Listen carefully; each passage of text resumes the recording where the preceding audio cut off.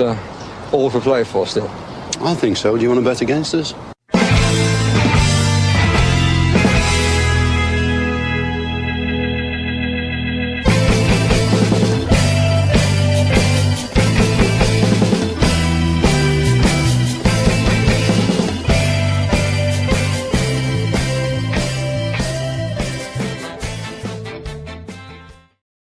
Hello, Aston Villa fans, and welcome to For the Love of Paul McGrath podcast. Very quick preview for Aston Villa versus Fulham, or Aston Ville, as I see somehow the title of this is. Let me fix that. We might as well do it while we're on the stream here.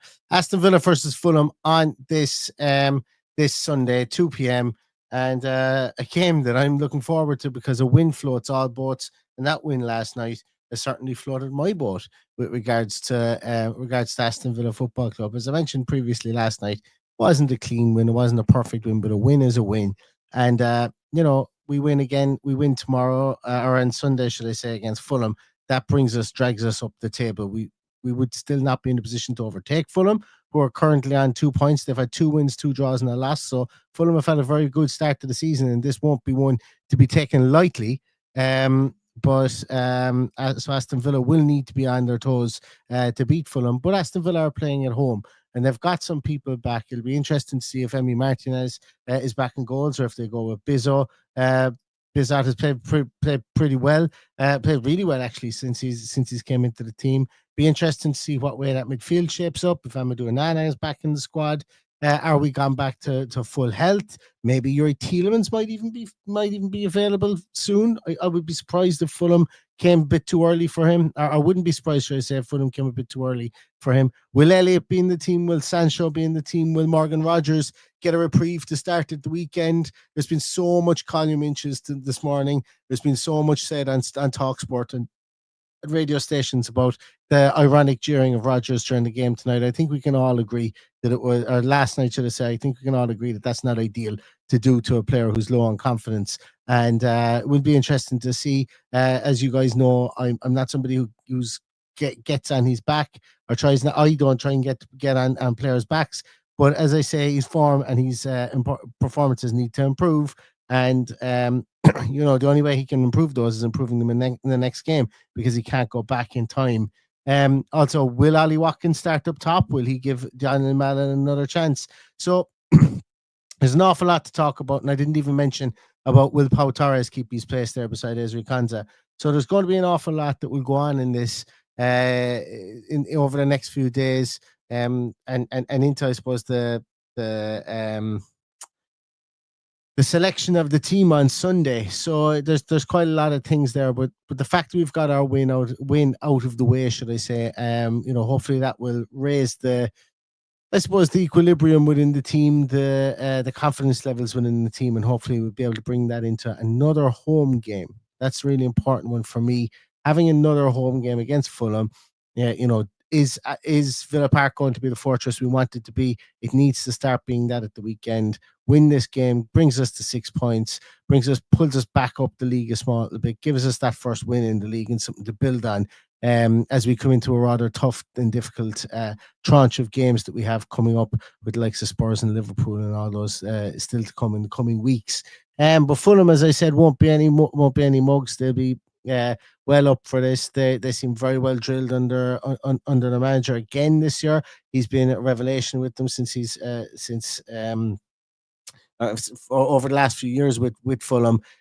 Some players there are playing really well for them, the likes of their 2 centre halves, Joachim Anderson and Kenny Tete, actually, should I say, the right back has been playing really well for them so far this year. But they're a solid, dependable team, Fulham, at the minute.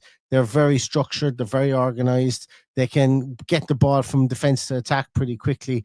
And the resurgence of Ryan Sessegnon since going back to Fulham has been a big catalyst there. Obviously, the evergreen Alex Iwobi, and when I say evergreen, I don't mean that in the fact that he's old or anything, but seems like somebody who's been around forever, and he's consistently got that skill level to play in the Premier League. He's driving them on from that left wing position as well. Harry Wilson on the other side, and obviously they've got the lad Munoz up top as well. They are also very, very healthy currently at the moment. Not a lot of injuries, actually no injuries of note coming into this game. So it's going to be really interesting to see how they line up away from home, and if Villa can. Villa will need to score early, and the way Villa have been going this year, we're going to need to keep a clean sheet. Whether we can do that or not, I don't know. But it's going to be an interesting test, and I'm hoping that Ross Barkley, Amadou Onana, Yuri Tielemans, we know Garcia's back in the squad again because he was there last night. We'll all be able to contribute for this game at the weekend. So I'm not going to stay on too long for this preview. The reason I'm doing it today is because both myself and Paddy are preoccupied tomorrow, and we won't be able to get to this, but we will be back with team sheet tantrums and post matches on Sunday. So we will definitely come to you with that. I'm excited for this game. I'm excited to see where he sets up. I'm excited to see if we can build on the positives from last night. We can work on the negatives, build on the positives, and that's all this team can do from game to game now as we try and play ourselves back into form.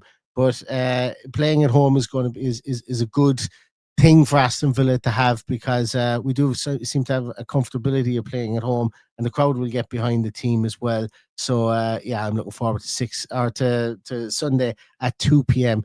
To be able to watch this game and hopefully see Aston Villa get a result. So I'm not going to stay on much longer than I need to. Thank you so much, because as I say, I don't have a whole pile to go through with regards to this. We don't have a lot of any injury information.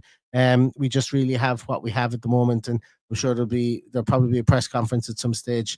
If it hasn't happened already, I haven't been plugged into the Aston Villa sphere today. So we will get any information from that, any injury information should there be any. And then, obviously, as I say, we'll discuss further in the Team Sheet Tantrum and the post-match podcast.